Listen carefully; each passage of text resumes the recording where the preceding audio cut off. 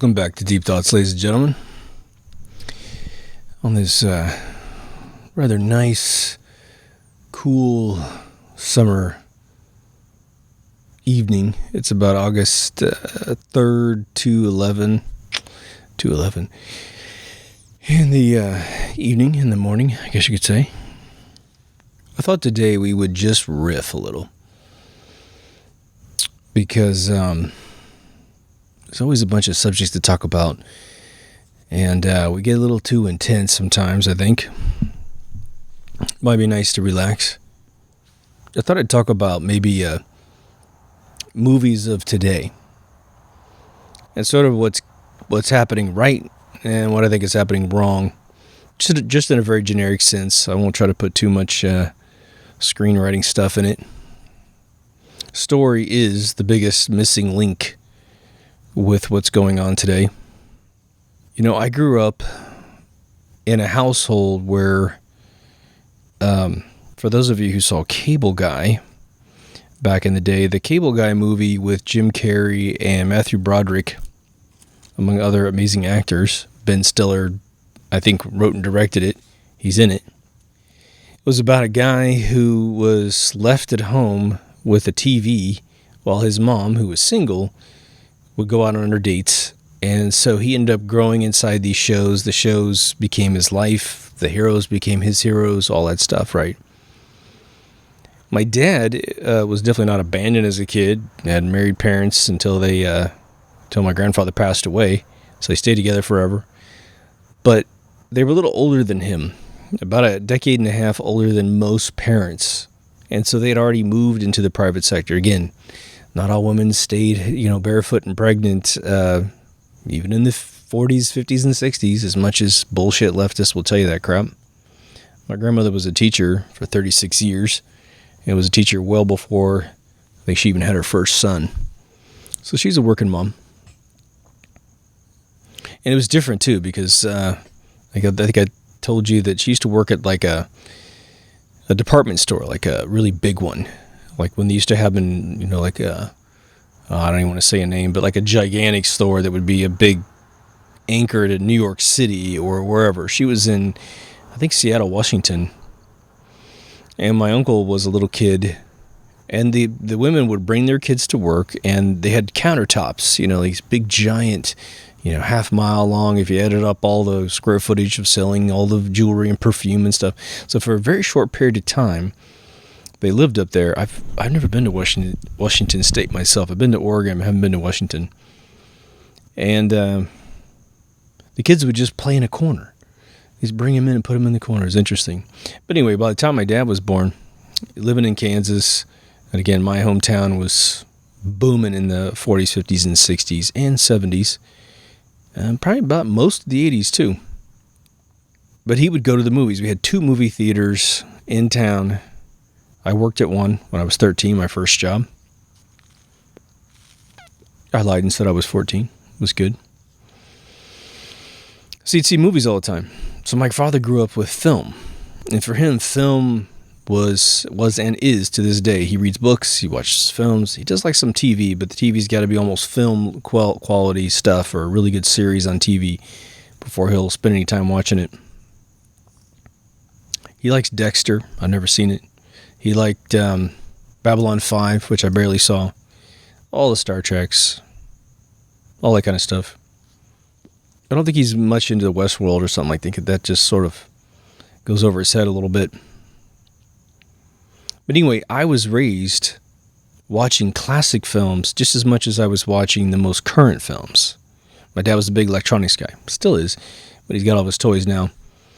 So we'd have the biggest stereo system, the biggest TV, whatever, which probably at that time was about 25 inches in the... I don't even remember. I don't remember the biggest TV we had. It was a big Zenith. That's all I remember. You had the Macintosh stereo over that. I mean, it was insane. So I'd be doing something. I'd be painting or programming or doing something, and he'd be like, "Get your ass out of here right now." I'm like, "What? You gotta see this movie. Look at that. Who's that guy right there? You recognize that guy right there?" And it'd be all these stars who were super famous today, but they were really young. It could be... he'd make me watch, movies from the 30s with Humphrey Bogart and James Cagney and You love Jackie Gleason and just all the classics, right? So I got all this really amazing programming as a kid before I began to pick my own films. I got out of school once in Boston, not Boston proper, but I used to live in this town named Randolph. And my dad worked in Quincy, and somehow he went and saw Poltergeist in, I think, the Braintree Mall, I think it was. He literally drives by my school to pick me up, which I usually had to walk home. He picks me up and he goes, get your friend and I'm going to take you both to the movies. It's okay if he goes to the movies? And I'm like, I don't know. Maybe his parents think he's abducted. Without cell phones, somehow we were able to get it okayed for him. And he'd take us to the theater. He'd drop us off and he'd say, I want you to go watch this movie. Here's the money. Here's some popcorn money, whatever. Go in and see this film. And so I got an amazing portfolio of films in my system. And you're thinking about, between 1975 and 1985, America created some of its greatest films for story and special effects and stuff. They got all the Star Wars, all the Indiana Jones, just, Poltergeist and E.T. and Blade Runner and Tron and Jaws and Close Encounters of the Third Kind. Did I say Dark Crystal? Dark Crystal. Just tons. Trading Places. The list is insane. And I got to live through that, which was cool. And so now when I write them, I'm looking back on those old films going, geez, why were these better? Why were these better? They could even have bad actors sometimes. There's the old movie The Car. Amazing. 1975, Devil Car. It's got some corny ass stuff in it, but at the same time, if you just boil it down to what it is, why no one's remade that movie blows my mind. They've paid homage to The Car inside The Simpsons. It's cool. And like anyone knows what it is. You'd have to be in your, I guess you could be in your late 20s to really have seen it. And so today, we have seen this formula for success completely change in films, right? What are films supposed to do? Well, you're going to drive somewhere, you leave your house, which means you're going to be going for the more epic experience, a bigger screen, a bigger sound system. You're someplace other than your house, so that's interesting. You're going to go for the food, the experience. Popcorn smells a certain way, the candy smells a certain way.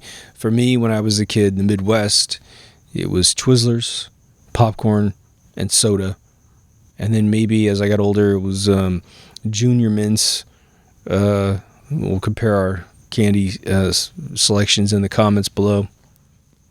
But you would always go for the hook in the first act, then some amazing, you couldn't possibly predict the next act, which is back in the old 3-act days, and then this big resolution that would blow your mind, right?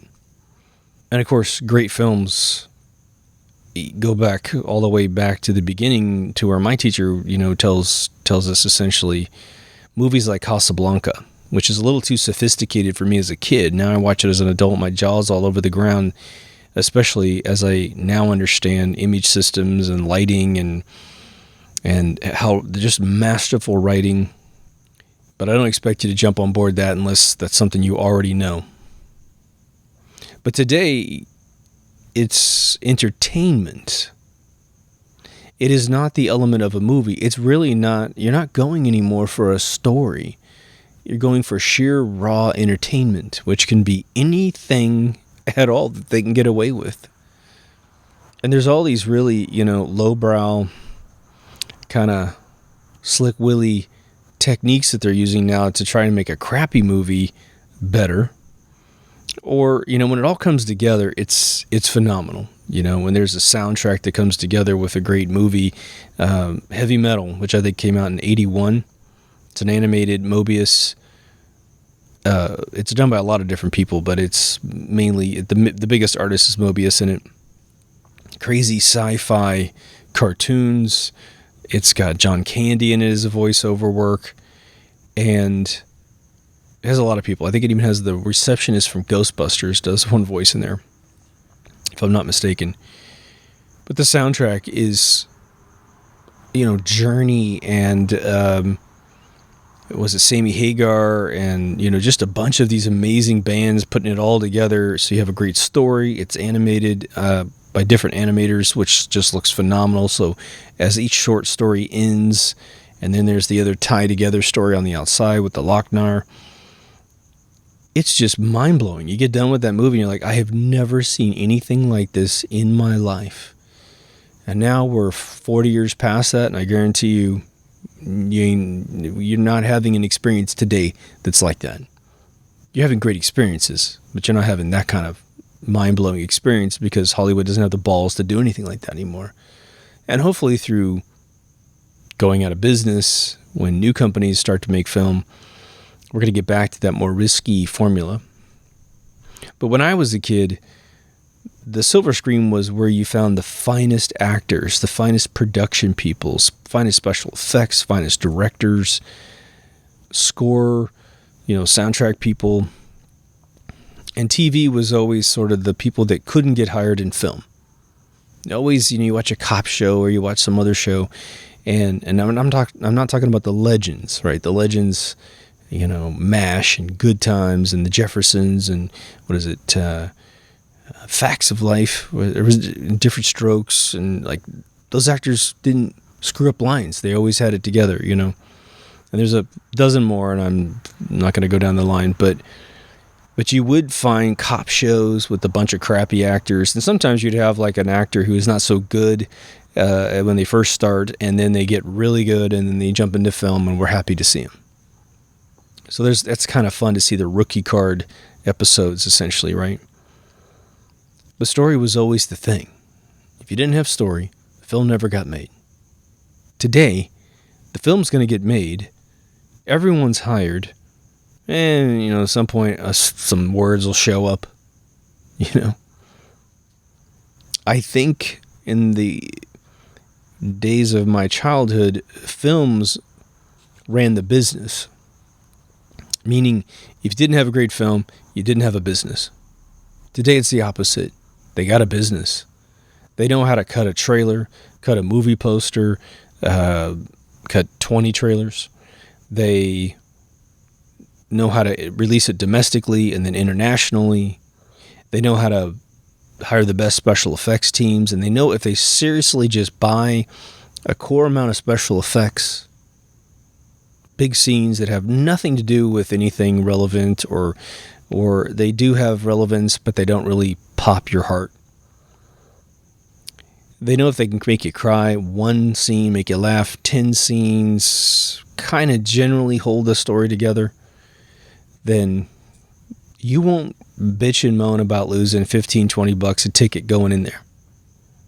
They convert them to 3D every single time, and they make an extra $40 million. It takes about $3 to $7 million to take a 2D film, make it 3D, and they make $40 to $50 million off of 3D tickets, so it's always going to be around. China is the opposite. China loves 3D. They're like 90% 3D, 10% 2D. I've been told this by a world expert, the guy that does most of the conversions in Hollywood. Like the guy. I just watched the latest Godzilla. And I'm a Godzilla fan. Love it. So excited about this film.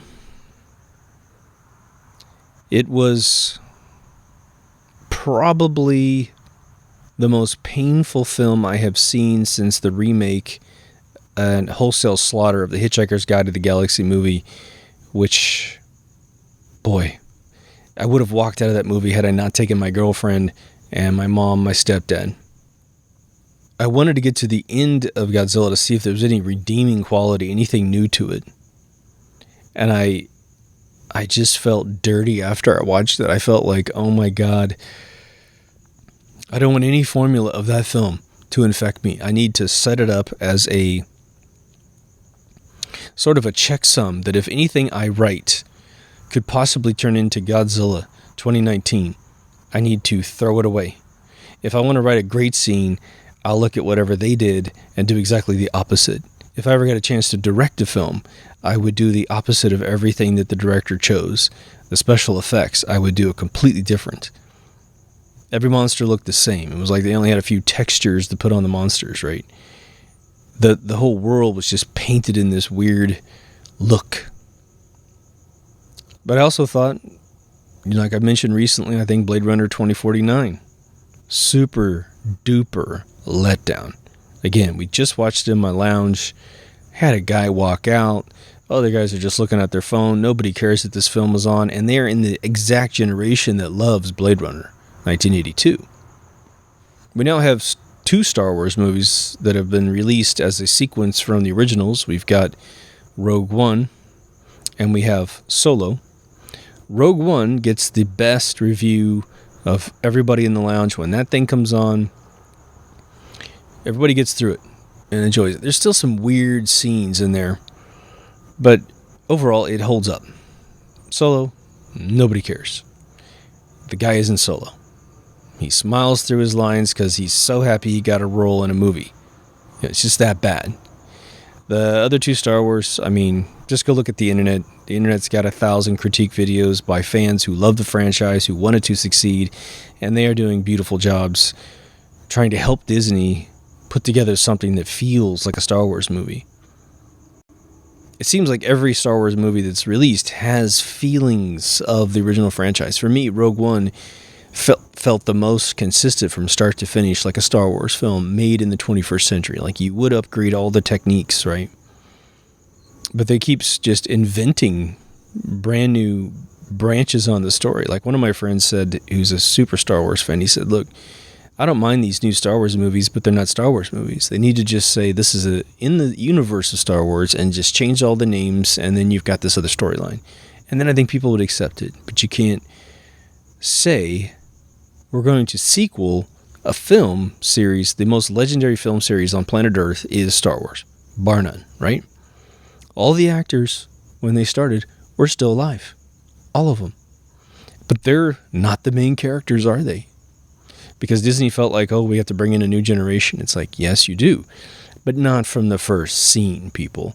You do a whole movie resurrecting the characters, putting them in scenes where they're like, I'm too old to be doing this, but I'm going to do it anyway. You know, that kind of thing. And then middle of the second film, you start building up your brand new characters. And by the third film, you hand the whole franchise off to these other kids.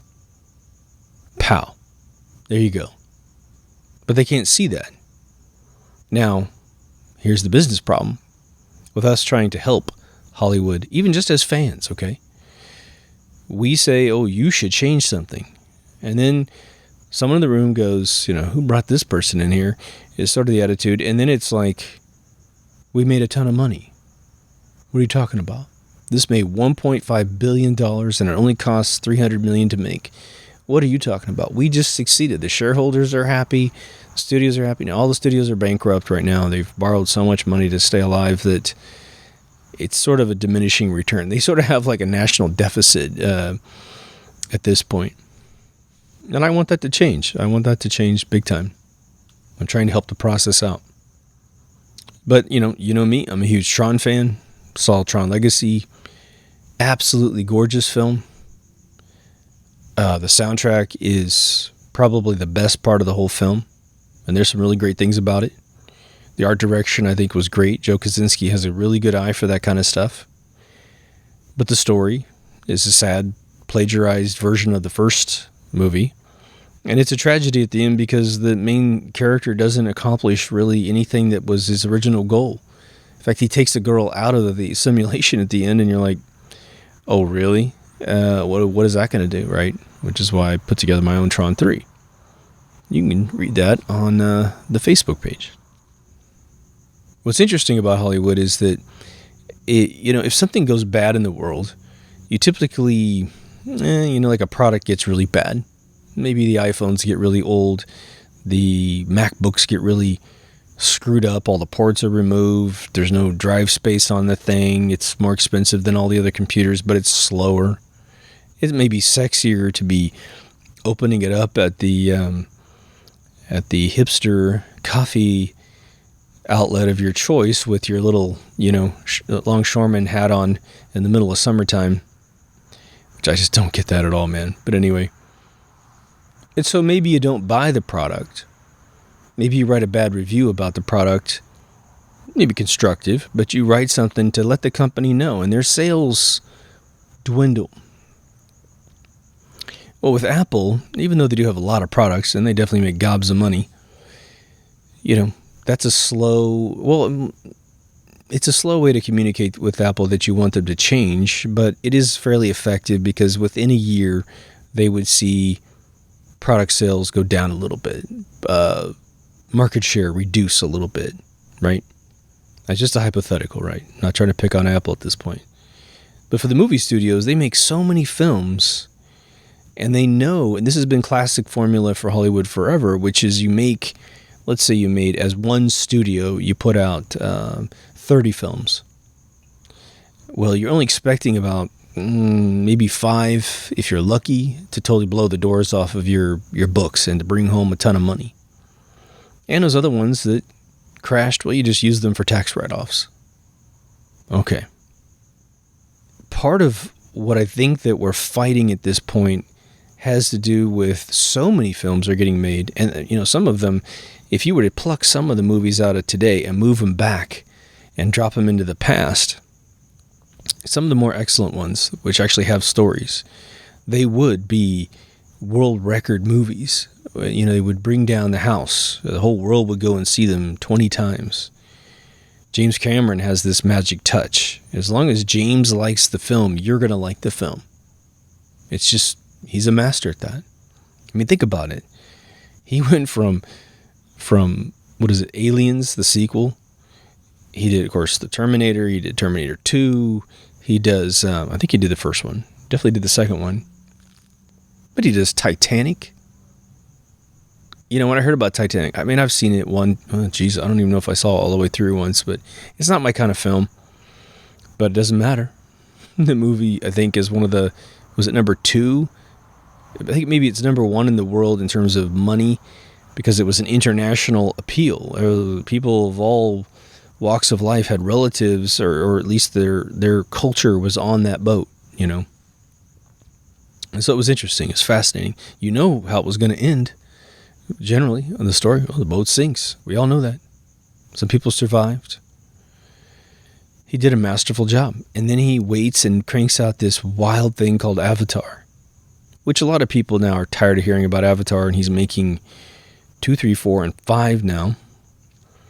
So I don't know how he's going to be alive by the time the last film's made, but he's inventing technology to make these things faster.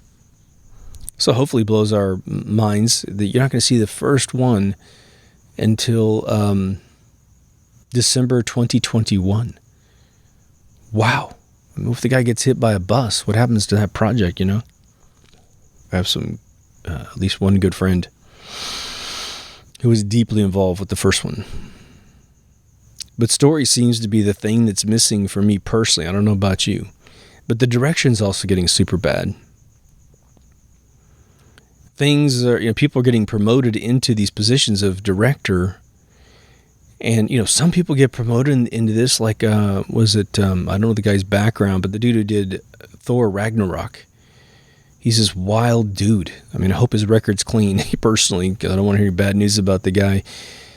Like a different dude who does Marvel movies. But that movie was hilarious. It was a really weird story, but it was hilarious. Well, that's cool. And it brings back hope in my heart that these films can be made. I saw Infinity Wars, the second sequel to it today. And because it's so fresh and so new, I can't say anything about it. I thought it was okay. The amount of, they timed the story's progression and the species of the type of story they were trying to tell. They had a scientific problem that they solved, and then that you later got more of the emotional implications of various characters interacting with each other. There, didn't ruin anything for you. And it's really long. It's 3 hours long, or very close to. And obviously, it is a complete spectacle of special effects and stuff. But I will say, towards the end, they created moments where I got goosebumps, and that's great. But what I think has occurred is that you have special effects companies that are holding the industry together. And I don't think that's any mystery. But But the thing is, so much stuff is getting made, from Netflix to maybe some Hulu originals, not too much there, but Apple's getting into the business, Amazon's already in the business, and then you have the studios, then you have a bunch of independent folks. Man, there's like every reality show that could ever be told has already been told 20 times. I got into Netflix, and I will every once in a while binge the lockup shows, the reality shows of all these prisoners. They'll do like males and females, and then they do spins on them from like, serial killers or, lifers versus the people that just go into just jail, they don't go to prison. And I saw a new thing for lockup, and I click into it, and someone has made a fictional series with the same name as the reality show. I don't even know how that's legally possible. I do not know. Maybe they paid him a gob of money to reuse the name. But I'll tell you what. One of the things that's sort of shaking the lucidity into me, and I think it's the same for television versus film. I think most people know that television is now better than film. And part of it is because the special effects are now affordable on a television level, unlike ever before. They can create it quickly, and it looks amazing, and doesn't bankrupt the television studio or whatever franchise is producing it, right? But what do you get from television? You get a lot more real estate and time to tell your story. You have, Star Trek usually, the latest one, can't watch it. It's a gag fest. But the old ones, from 2000, was it 5 all the way back to 87, and then 69 to 67, in the 90s you would get 26 episodes roughly for a season, plus you have a 2 hour intro, which is about an hour and a half lead-in episode to kind of kick off the whole franchise, to introduce the characters. Wow, so you get a feature film length television show to kick off the franchise, and then you get 25 40-minute slots, 45-minute slots to continue developing the characters. That's awesome. And then you get season after season after season to keep building it up. And, the stress on the writers is intense to keep holding on onto the franchise. But when you build a good franchise, the stories sort of write themselves. With Star Trek, what's nice about it is it just writes itself, if you stick to the original way they used to do things, right? But look at, Carnival, which I mention a lot. I'm going to stick to the ones that I think are phenomenal. It went 2 seasons. Everybody wanted the third. They wrote the third or most of it, and they just couldn't keep everybody's salary straight. So when they did Deadwood, they signed everybody for 3-year contracts. And then again, it gets amazing, and then they can't afford to keep going. It's still kind of a mystery how that got canceled out. There were some disputes on the production side as well. Now we have things like Stranger Things, we have Westworld, and there's a tremendous amount of amazing shows out there. What is Ash versus Evil Dead? It's a comedy. It's hilarious. It's definitely not for everybody. It's very comedy bloody.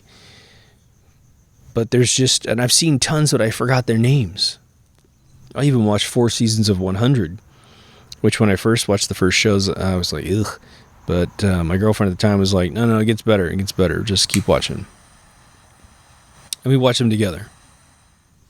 So film. I don't understand why and how things get greenlit before stories are finished. Other than things like Star Wars, where you're like, well, we're definitely making this film. Get started on spaceships, outfits, locations. Well, we generally have sort of a thumbnail, idea of how the story should go. So we know a lot of the locations and things that need to happen. But you'll have a person that just does knickknacks for an eatery, some restaurant, something, a little crap sitting on the side, But I haven't been to Disneyland since they started the new Star Wars land. And I'm pretty sure that, what they have done, for those of you who don't frequent Disneyland or California Park, Disneyland was launched without a lot of things working in 1955, and then within the next 3 years, a lot of stuff got working, and people understood the original vision, but they need to start bringing in money as soon as possible. So they hit critical mass, they launch the place, and they get it up there to the point where it's, at times it brings in the most money that the Disney franchise has to play with, right? It allows them to acquire places like Pixar and Marvel and the Henson Muppet Company, that kind of stuff, right? When California Park launched, it was bleak. It was just a bunch of kind of repurposed carnival rides. Six Flags kind of purchased the ride and install it and paint it, give it some Disney spin. In some cases, they had some things that were prettier back then that they've since torn down.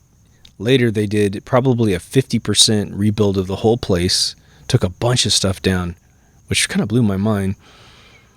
And now it's probably as frequented, if not more frequented, than the initial park, So they did the Star Wars land. I watched. Of course, the thing is that everybody here locally has gone, and they're like, the place is empty. And some guy has filmed like an HD version of it. Beautiful camera work. He went on kind of an overcast, cool day. It's June. And he's walking around, and there's nobody there, And maybe he got in there before the entire masses were left in there, but he filmed the place head to toe. Every single attraction, every single thing that's in there. And again, they've got attractions that aren't open yet, and they're going to be put in there. But the reason why I'm mentioning this is that you see this beautiful place. I mean, it's bizarre for me. It doesn't look, I would say it this way, it only remotely looks like Star Wars. It doesn't really feel like Star Wars at all. And again, I haven't been inside the rides, but the guy even filmed the ride in the Millennium Falcon, and it must be better when you're in it, because I wouldn't wait in line for what I saw on YouTube. Really sad, right? But this is how I feel about films. You have Godzilla. There's no shortage of great actors. The actors in the film are showing up for business. They're not blowing lines. They're doing great jobs. Has the girl from Stranger Things in it, which she's just a flawless little actor, man. She's amazing. But what they've done with the last two Godzillas is they try to build this family unit and get you to care about it while Godzilla is doing something to save the world. And of course, the family gets torn apart, and there's sacrifices here and there. Always somebody in the family dies and tries to pull your heartstrings out. But the problem is you simply don't care that these people pass away. I mean, it's like you kind of have that basic instinct of, well, yeah, but this movie's already been so outrageous, and you have to live on the suspension of disbelief fence to a degree that when someone dies, it doesn't even feel real. One of the common things is that they have too many storylines going, and I think Godzilla had way too many storylines going, because you need time to understand a story, and then you need time to sew it into your heart. And if they're constantly changing between this group of people, that group of people, this group of people, a bunch of scientific military people trying to figure out how to handle monsters, and this is the family unit over here, and then you just have the monsters doing stuff. When you divide up the economy of the 2 hours to 3 hours you're going to make a film, there's just not enough time to care about anything. For me, I have seen probably 2/3 of Game of Thrones. And I know that there's a gigantic following for this thing. For me personally, there's so many storylines that I just couldn't care about anyone. And everyone who you thought was good turns into a backstabber. Some of the backstabbers turn out to be good. But you don't find any of that information out until the last 2 episodes of the last season before the show's canceled. Or, it concludes, right? You do see, what they try to do now is they lure you with boobies, and nudity and just bloodbath, carnage stuff, which just blows my mind, because when I was a kid, there was a standard in the house about what you let your kids see and not see. As much as, it's really funny. I think about this moment. When I was a kid, I I lived in this one neighborhood in my little hometown where it was just, I don't know, man. It was right out of a Steven Spielberg movie. We had these houses that were all up and down this street. And then we had this little, like, I don't know what it was, like a little foresty kind of little place to kind of sewed all of our houses together, even though we're in town. It's really strange.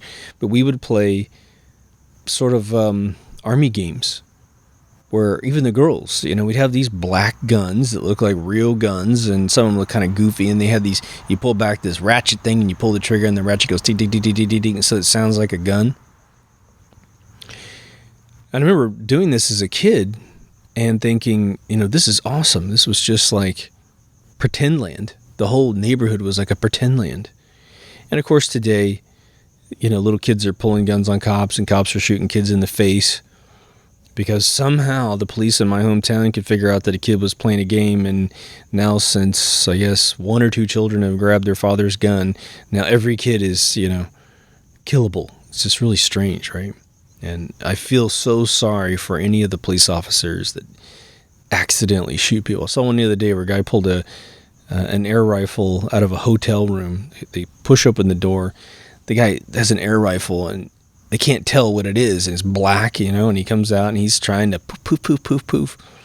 And this dude mowed him down. He's dead. He actually shot his partner 10 feet on the other side of this guy. Crazy, right?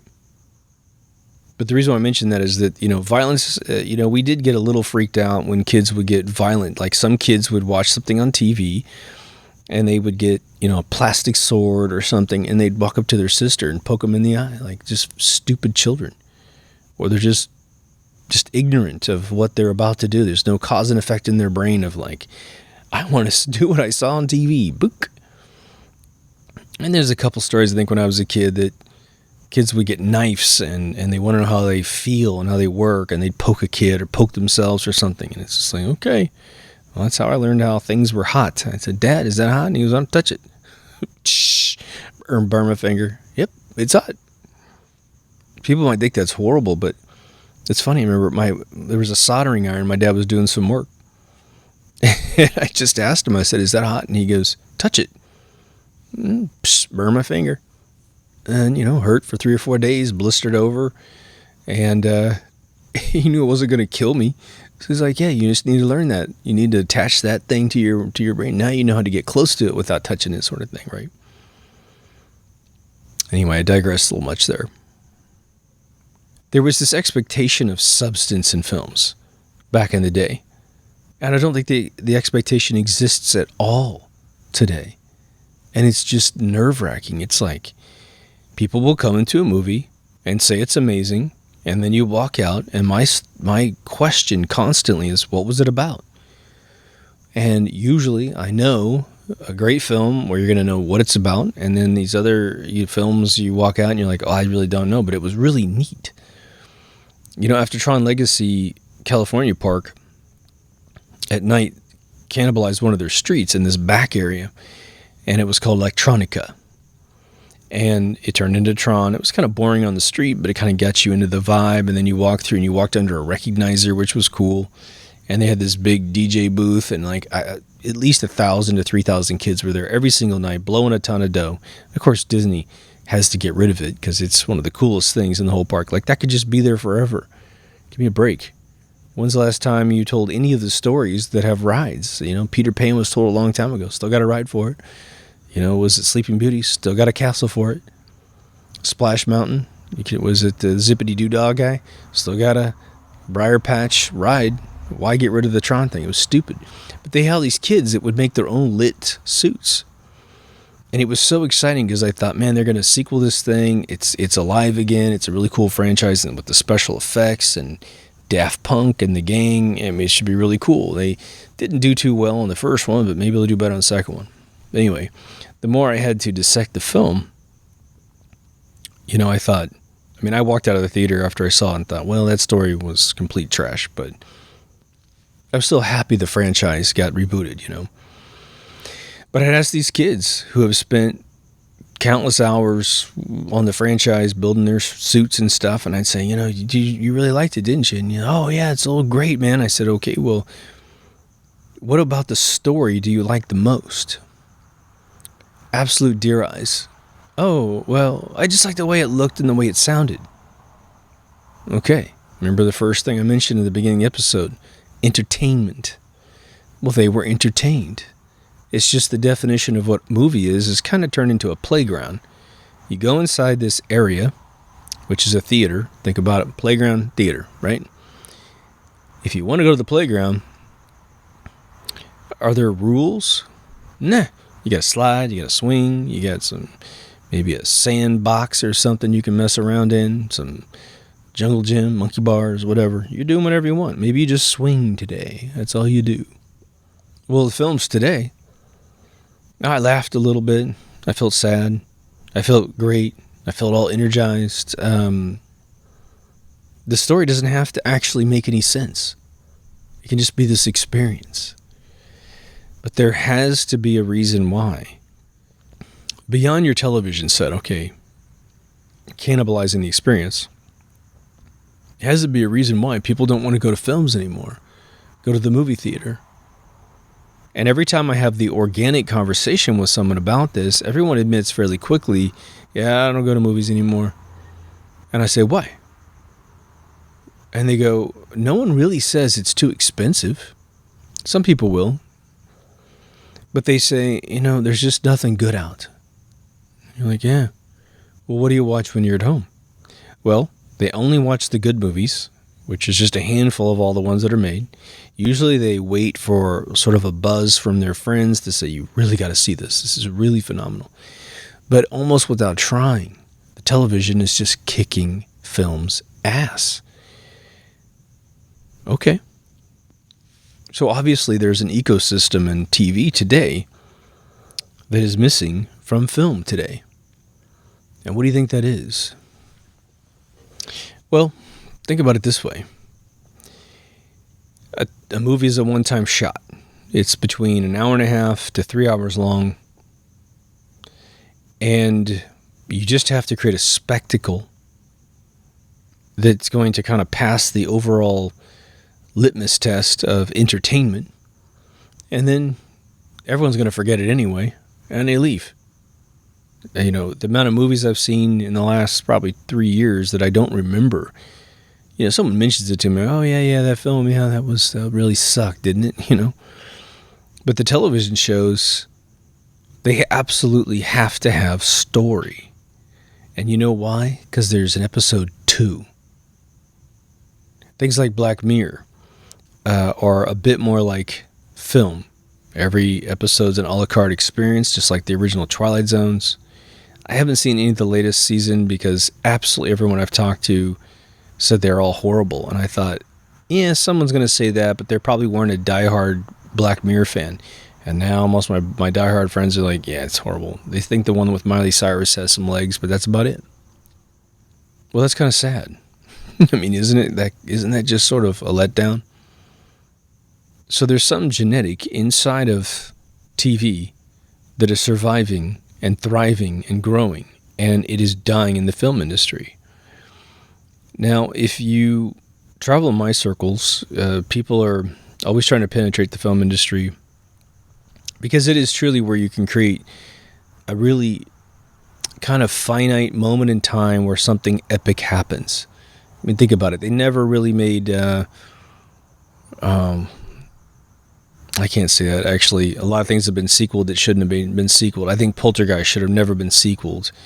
I feel like they did... no, they were going to sequel Close Encounters of the Third Kind. I'm going way back for you guys. But there's just these epic movies that come and they're done. Boom.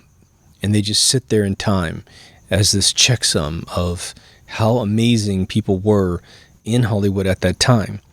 But there's a huge genetic difference between a movie studio 40 years ago and a movie studio today. And I remember my friends in the industry were warning me that this was going to happen. And, it's kind of like I believed them, but I just didn't know how to frame it in my mind. But they used to have studios that were fully staffed to do everything that they did. They didn't have special effects back in the day that weren't doable in-house. And that was the cool thing, that, MGM would have a group of people that could pull off some special effects for some sci-fi movies or King Kong movies or something like that. And then, you had Universal, and I'm not saying King Kong's made by those groups, but they had it all in-house. And so when it came to visualizing a film and bringing it all together, the spine of a film, in order to get it even remotely into the pipeline, they were doing almost exclusively all original scripts, right? Only big blockbusters went to the next one and the next one and the next one. And so that was the name of the game. Everyone was sitting around waiting for an original franchise to arrive to blow it up. Today, I would say, 50% of the films are all sequels or reboots? And so they're always working from someone else's DNA in the past, of which it seems in most cases they didn't understand what the original film was. And so the reboots are like bad impersonations. But the big change is that you had industry people in, say, Charlie Chaplin's day, where he ran his own shop, right? He owned most of the real estate in northern LA. I mean, he... some of you live in towns like this town. This town was owned by a family called the Seagrenstrom family and the Slater family. I think they married each other, whatever, but I live on a street called Slater, and they own all the land, like miles and miles and miles of orchards. And eventually it was sold off to be developed, and now there's no orchards, it's all land. Okay. So studios used to be similar in that they had executives that had film either experience. Later on, they had to have film credentials. They went to school for something related to film. Either they were a writer, they were a cinematographer, they were a director. And, there's a lot of privilege to get into these jobs because there's only a handful of director positions out there of any epic size, right? And so when the scripts came in, they could look at a script really quickly and find out, we've done this before. Oh, we've never done this before. This will work because of that. That's been done too many times. And right from the very beginning, the story was the make or break moment before you called everybody else. And today, they call everyone else first. Outside consulting groups, because these companies have fractured. They've blown up. Literally like an explosion. And so you have, and I mean that, by the way, what I mean by that is that the employees no longer work for the studios directly in a lot of cases. They hire outside firms for everything, outside people. People work for 4 or 5 different studios. So studios no longer have a unique look. A Universal film can look just like an MGM Sony film. 20th Century Fox will look just like some other studio.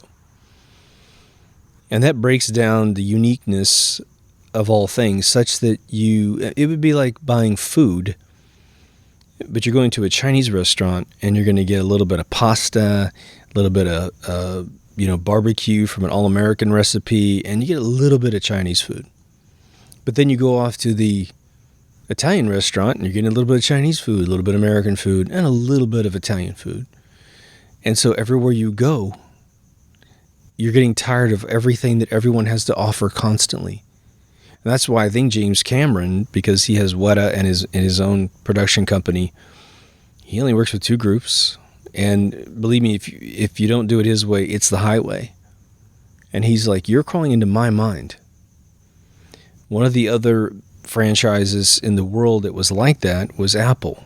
When you had Steve Jobs, even with Steve Wozniak back in the day, you had 2 guys creating their vision. It felt different than all the other visions.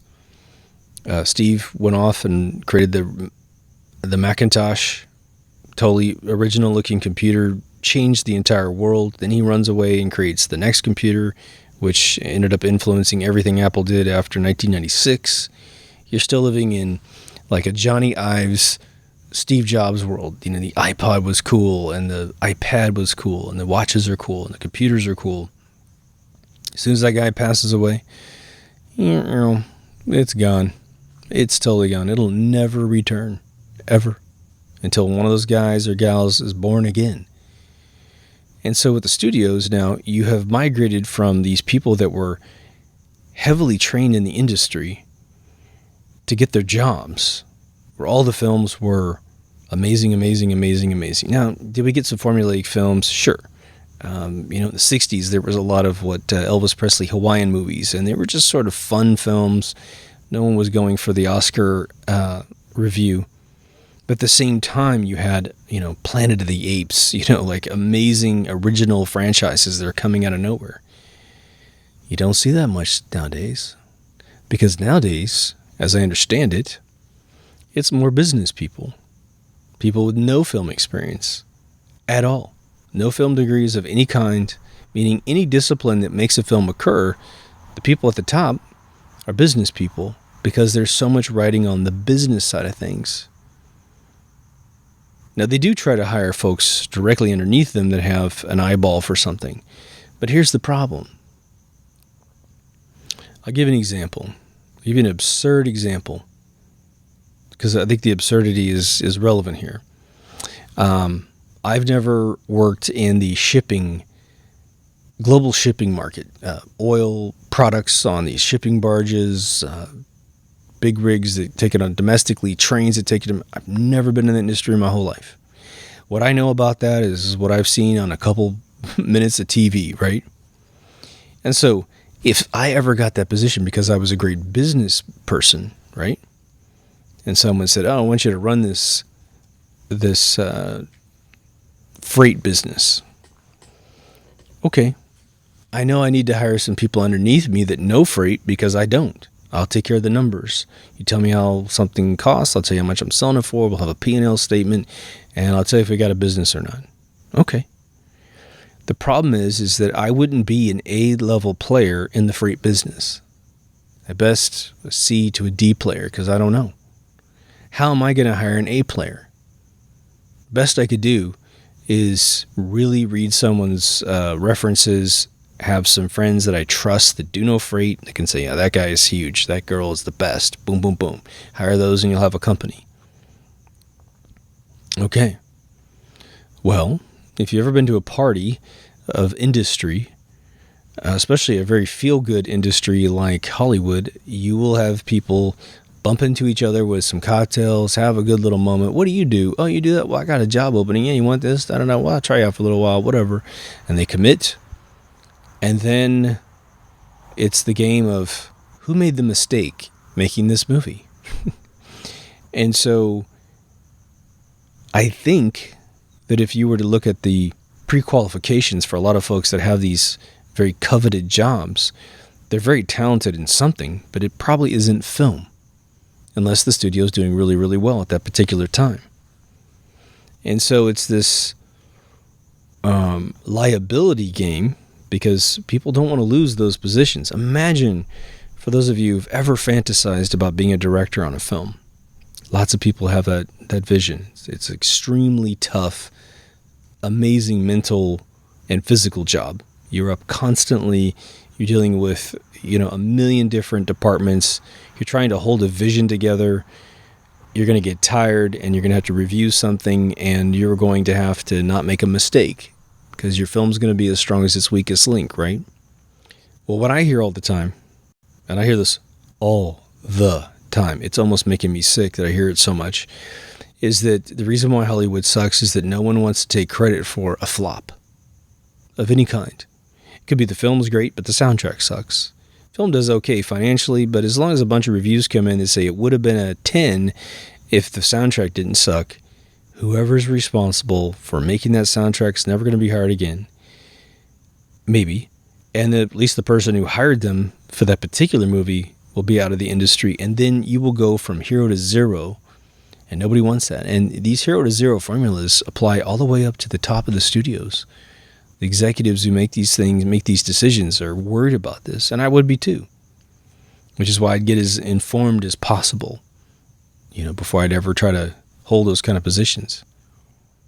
Now, sometimes the studios luck out and they find directors that are hot. Take Tim Burton in the late 80s, early 90s. My God, the guy was just Babe Ruth, man, just boom, boom, boom, from Batman to Beetlejuice to Edward Scissorhands, Nightmare Before Christmas, which he just produced. Someone else directed it. But I mean, seriously, his visions, there's a museum installation that travels the United States, probably does globally, with his stuff in it. You get a Kubrick, you get a Spielberg, you get a Lucas, you get a Ridley Scott, you get a James Cameron. These amazing directors that just give them what they need. Yeah, they're probably going to go a little over budget, but they tend to create magic. And then you hear about films like Blade Runner. I should say, Close Encounters and Blade Runner have something in common, which is very interesting. Both directors were fired off the film. Let's repeat their names. Steven Spielberg was fired off of Close Encounters, and Ridley Scott was fired off of Blade Runner. But you know what they did? Both of them ignored being fired. Both of them came to work the next day, continued shooting, and got the film done, and both films are just heirlooms to American filmmaking. That's some balls, right? All films have had major funding issues. You know, Star Wars had major funding issues. Even though the first one did great, they were going to pinch the second one real hard. Indiana Jones had a huge budgetary problem. Blade Runner, that film went bankrupt 3 times.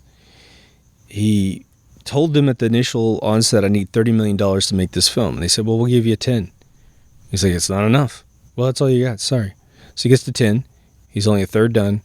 He has to bust out of his contract, get $10 million from somewhere else, bust out of that contract. And the last company, I believe, was the Ladd Company, which is why you have that weird tree at the beginning of the film. They had never done film before, as I understand it, from the book called A Future Noir. Okay, the movie is now the ultimate heirloom next to the other film that had a major budget crisis, which is The Wizard of Oz, right? That went bankrupt. I don't even know how many times. It was like 5 or 6 times it went bankrupt. But Wizard of Oz, Gone with the Wind, and Blade Runner are considered the top 3 heirlooms of American filmmaking by the people who protect film. It's amazing. And then what's interesting is you have folks that sort of do what I call the American Idol audition. These directors that get the opportunity to sequel something or reboot it, and they don't treat it with the respect that it needs, or they don't have the skill set to get to the base critical mass of what a sequel or a reboot would need. I can't mention this director's name, but he's a part of one of the big reboots I just mentioned. He's never taken any formal film schooling. He refused to take any writing courses to figure out how to dissect a good story. And he ended up slaughtering one of the reboots, and its story was part of the biggest problem in the film. You have directors who, well, I'll just mention one of them. Not by name, because I don't even know the guy's name. I've seen it written a couple times. I can't remember it. It was so uninteresting to me. But Blade Runner, for instance, was reveled for its scene design, set design. The lighting was phenomenal. Ridley Scott was notorious for forcing you to take a million shots until you got it right, takes. And, Kubrick was the same way. But, Kubrick only had a couple times when he was dealing with Scatman Crothers for The Shining. Scatman Crothers was 88 when that film was made, so he was entering the point where it was hard to remember lines. And of course, if you get nervous and excited and you don't want to fail, that puts you in a fight or flight mode, which is an added extra problem, right? So anyway, he had. I just learned this recently. It was over 100 takes to get most of Scatman Crothers' shots done, or one particular scene had this big problem on that particular day. James Cagney had the same problem at the end of his career, which is why he quit.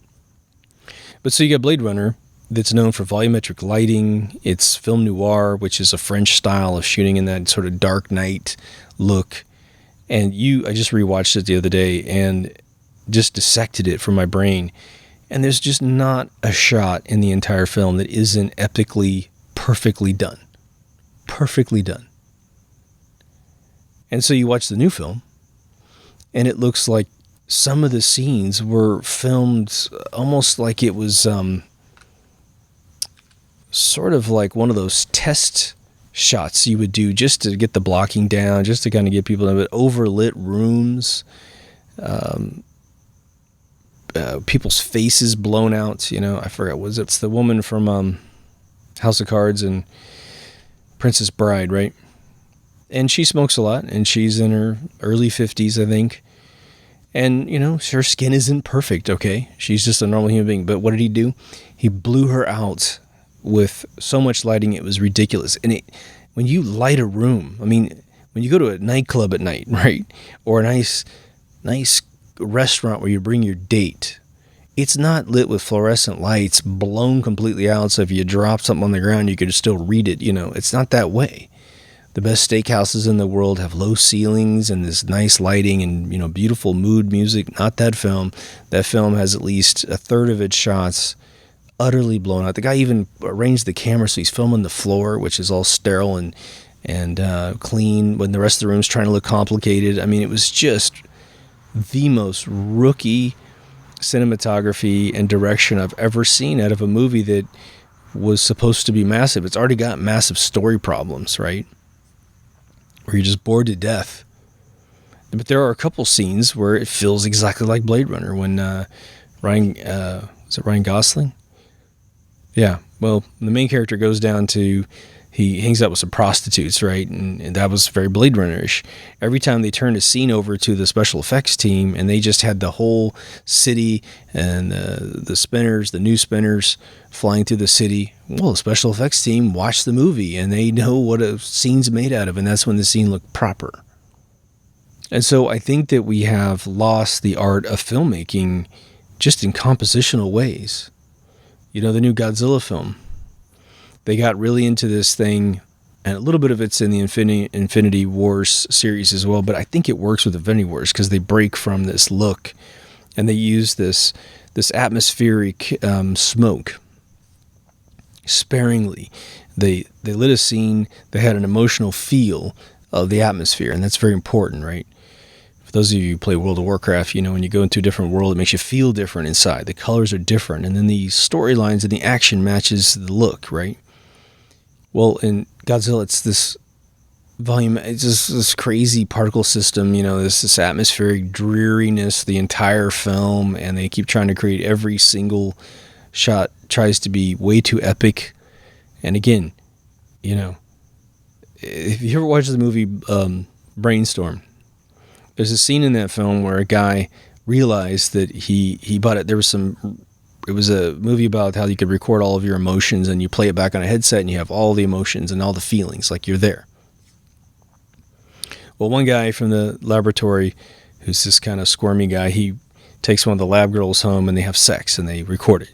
And then he starts selling that, renting it out as contraband to the other lab guys. And this one dude, who was probably in his 60s, he takes the orgasm and he cuts it and he loops it and he just plays it, and he's sitting in his study at his house, and he's just going, and he just keeps orgasming, right? And Christopher Walken finds him, knocks it off his head, and he's all screwed up. He ends up in the hospital, but then afterwards he goes, about a month later, he's like, oh my God, I feel like a new man, somehow it made him younger, whatever. But if you were to truly do that, your body would cancel it out, right? Your brain does that. That's why you have to take more drugs. If you're a drug addicted person, you always have to take more because your brain's canceling out most of the effect. If you drink alcohol, talk to someone who's been an alcoholic their entire lifetime. They drink, but they're not getting that high they used to get. They get this weird thing. They get the anger algorithm because their body's being attacked and they don't know what's going on, et cetera, right? Well, movies are trying to pop you too much, in my opinion, in some cases. A lot of times you can see the budgets, right? You'll have films where nothing's going on for the first half of the movie, and they're trying to hold the, like the Godzilla reveal. And you gotta be careful with that. You can't. And he's a pop, so you gotta be maybe opening scene where you see Godzilla, maybe just a part of him or the effect of him, or maybe the bad guy is the only one you see, and you kind of get the idea of the threat in the film. And then we dive back down into the people, we find out what they're thinking, and then you have like kind of a good middle battle and then a gigantic end battle. It's like these formulas have been out forever. How many of you have seen, movies with like Rocky fights? Well, what happens with a Rocky fight? Well, Rocky comes out a swinging, and he's nailing it for about the first third to 40% of the fight, and then the opponent starts tearing him a new one, and you feel like all is lost. Rocky's on the ground now. He can't even spell his name anymore. Doesn't know where he is, and somehow, he's a hero. He is Rocky. He wakes up, clears his mind, kicks the other guy's butt, and he finds all this unspent energy he has, and then we're all hooray, hooray, and the movie's over. Well, all monster fights are exactly the same way. The Godzilla fight at the end of this film, which is not just one fight, it's this huge cluster. Again, the effects are done well. I just think that the monster designs were, in some cases, amazing and brilliant. Of course, Godzilla is locked. He's locked the way he looks, and I think he looks great. But they took another monster and gave him Godzilla's entire texture. And so he shows up, and you're like, oh, that's Godzilla. It's shaped like a moth. It's not Mothra. It's this different one. Mothra looks kind of neat, but then they try these little attempts to create, personalities with these things, and you're just like, don't do that. You don't have enough time. You're not cutting enough time in your film to have me care about this particular monster. Just get on with the destruction, right? But they take fight scenes from monsters and they drag them out too long. And of course, what's happening at the executive level? Someone's pitching the film. And then this fight scene, oh man, we're going to blow it out.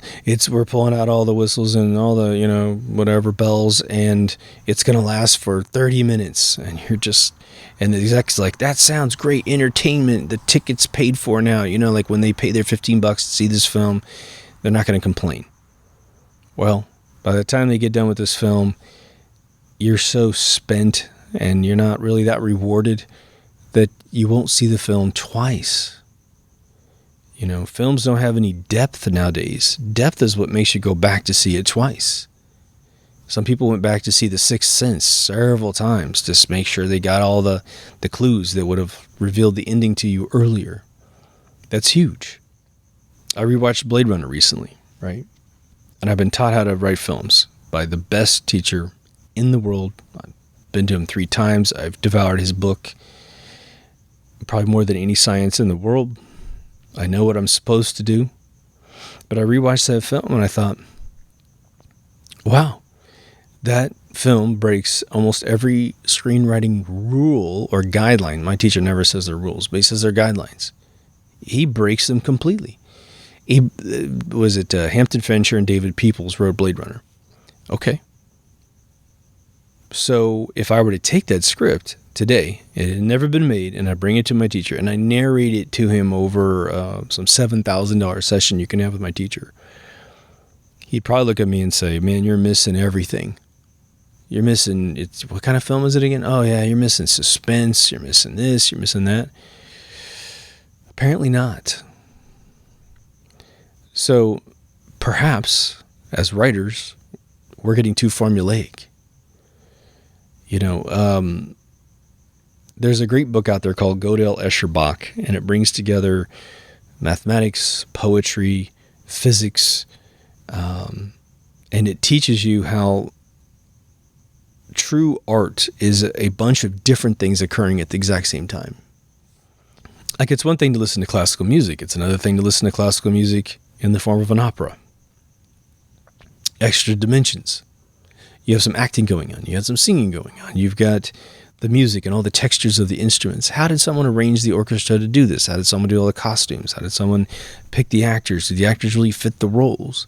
It's all this multi-dimensional stuff, which is what film does, right?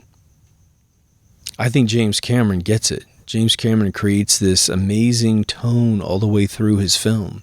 He's bringing you special effects. He's bringing you story. He's bringing you individual characters. Prince, if you really want to learn a great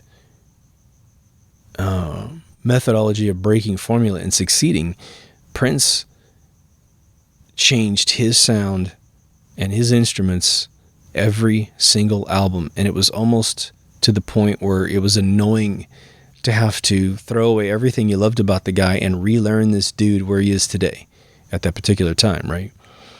When he did, for instance, he did 1999, this is his fourth album, and very polished, very interesting, and he blew that away with Purple Rain, and then he comes out with one called Around the World in a Day, and all of a sudden we're all going, whoa, what's that? And then he came out with Sign of Times, completely different. Love Sexy, completely different. And we're having to relearn this dude. And then we realize, Jesus, this guy did create fantastic music almost every single time he touched any instrument. I don't like every single song he did in the 90s, but that's when they really pulled the cuffs off and he was just like, I just want to make music. If you like it, you like it. If you don't, I'll make more. Don't worry about it, right? And he delivered. He was really pretty hot about the time he passed away. But for me, if you want to be an artist, you have to understand your discipline to a level that you can recreate magic every single time. It's not a one-hit wonder thing. You can create one great album after another, and you're not doing it necessarily all in a vacuum. That's the other misconception. You are relying on mega talented people to help you out. But your job as the creator, if you get so lucky as to be like a writer-director, which happens every once in a while, then you have these masterpieces that can come out because you are controlling the tone of everything. Think about the John Wick movies. They have a feel.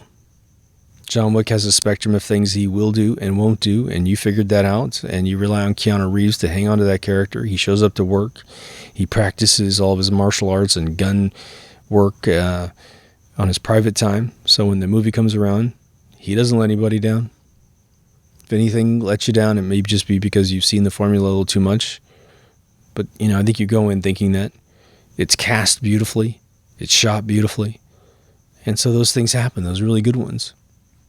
What I'm not seeing, and maybe there's attempts to do this, what I'm not seeing is studios figuring out what they're doing right and then stopping the press, post-mortaring that film, and then going, okay, it's not that I want you to copy this film, but the very theory and theme and discipline that made this film amazing needs to be the same exact extent that you're doing with the budget that you have. What was it? I recently saw a special on Revenge of the Nerds. Unbeknownst to most people, Revenge of the Nerds was actually supposed to flop. I don't know, I can't remember what company actually made the film, but they were deliberately trying to create a piece of crap. So they would lose a bunch of money and they could pull a bunch of loss or put a bunch of loss on their books. It got to the point where one of the producers, who's now famous for doing what he did, he would show up to these, because they filmed it off outside of a couple of universities, right? And the guy would show up and get lobster and just blow all the money on food and stuff, not really leaving a lot of money for the film production. But then everybody making the film was able to partake. And then they were like, no, we want to make even a better film now because we're being taken care of so much. But this guy's trying to throw money away. Eventually, obviously, the film was, for those of you who didn't live in the era, it was a blockbuster. Total blockbuster. They did a sequel on it, right? And so, I don't know that that's being done. It would seem that, quality over quantity is always the successful formula. I think that it is a very difficult industry because there are so many stories being told per second today that we are now at an epic level of filmmaking. I don't know that America's ever been at this level of unique filmmaking in its history. And we've had some pretty hot eras where films are being cranked out constantly. And we have tons of stinkers, right? Tons of them. More crappy films than good films, even before the 1985, okay? But it does seem like we're in really low single-digit percentages of any film that anyone wants to see at all, let alone twice. But there are formulas to make films so interesting. You have to see them twice. When I saw Memento, it's about the guy that has the amnesia. He wakes up every day and forgets everything that happened the days before, his whole life before. It's like a mystery. So he ends up writing on his body things he needs to remember. that was so intriguing. I didn't really think the film was like mind-blowing. I thought it was really good, but I bought the collector's edition of Memento because I thought I need to understand this film from just a filmmaking standpoint. And I don't think I ever cracked it open and watched it again. But that's what it did. It put more money into the bank of the movie studios because they created a little bit of intrigue with me, right? So I'd be interested in your take as to, well, a couple questions. How many films do you see nowadays that you actually go to the theater, sit down, pay for the experience, go for it? I will say that the one thing I didn't mention at all was that the movie theater chains let themselves, it probably is a matter of attrition for the lack of ticket sales because the movies weren't being made fantastically, but my last probably half dozen experiences of the movie theater were horrible, but had nothing to do with the movie. It had to do with the stinky theater, people bringing their kids there, and the kids aren't going to watch the film, but they're running around the theater during the film. Had, a whole string of like really old people behind me with their food and just making a ton of noise to the point I can't even hear the film. It's very distracting. They wouldn't wait till something loud happens. The old people, they don't have any empathy towards the world anymore. It's really funny. But then the last couple times I've gone, these theaters are now policing the audience heavily. They come in several times, they look around and make sure no one's talking too much. I just haven't had a problem with the crowd in a really long time, and the theaters seem to be pretty clean. Now that I've seen my own technology combinations using other companies to make LED theaters, believe me, once they can get LED into the movie theaters, which is probably 10 years from now, you'll start going back to the movies just to see it because it's phenomenal. And if we can get the 3D coding we created in there, which will be a requirement to get it in there, 3D will come back in a huge way in the movie theater. Not so much in your house, but again, they have to make great films that are meant for 3D for that to work. That's something else that's missing. So, let me know, your opinion of television versus film.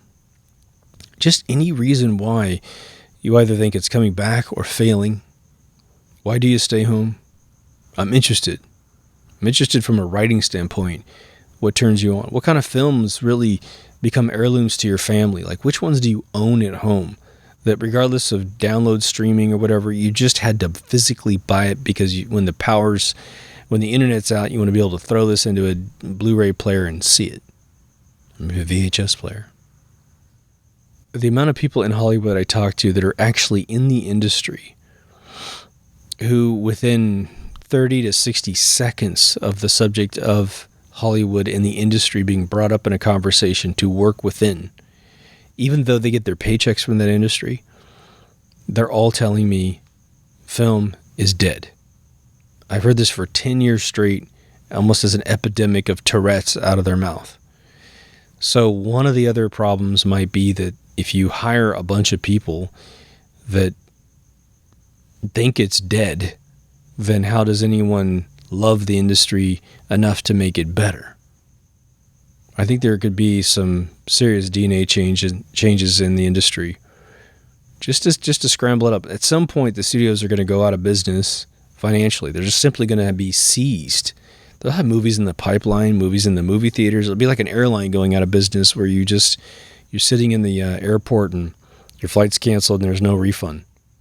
When that occurs, I hope that a renegade team of truly enthusiastic filmmakers start to create films with whatever money they can get a hold of and create brand new franchises and have a couple big hits that let them relaunch a smaller company perhaps, and just rent the sound stages, rent everything you possibly can until you can buy your own place, right? That's how it all started in the beginning. They built those big studios and those big stages because it was cheaper. When they wanted to film New York City, I think Warner Brothers and Paramount both have New York in their backlot. You just walk around. I've walked around Paramount's all by myself one day. It was I got lost and I'm walking around and I'm dressed just like your average studio dude because I'm all casual. And I got my pass and stuff to be in there, and I'm just walking around. I was a little late for my meeting, but I was like, I'll apologize for being late to the meeting because I was an ancillary member to the meeting at that particular day. And I just walked around and was like, man, I wonder what was filmed here. It's crazy. It's nostalgic. It's interesting. I would say if you're young and you're seeing the end of this, which is probably very few of you, there's probably, if you're interested in filmmaking, one, it's cheaper than it's ever been in the past. I would say definitely get into your older films and understand them. Try not to listen to too many naysayers with classic films. You know, I was told a long time ago when I took acting school or acting classes, they said, don't ever make fun of Shakespeare because it will remove all doubt that you have no idea what you're talking about. And so there's certain films out there that, you know, like the ones I've mentioned that I think are heavily celebrated in world history. You just don't make fun of them. If you don't get it, then you need to get it. And you have to look at it from the perspective of the culture that watched it when it was famous. You know, Wizard of Oz, 1939, first color film with Gone with the Wind coming up, same exact year, color as well. Gone with the Wind is the number one grossing film in the world.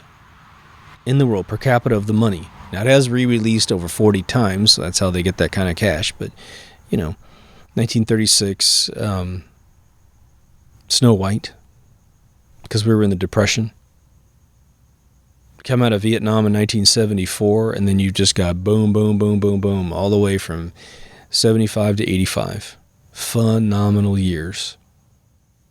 Storytelling is, I think, very important for humanity, as most writing teachers will tell you, which is why I'm glad TV's doing great.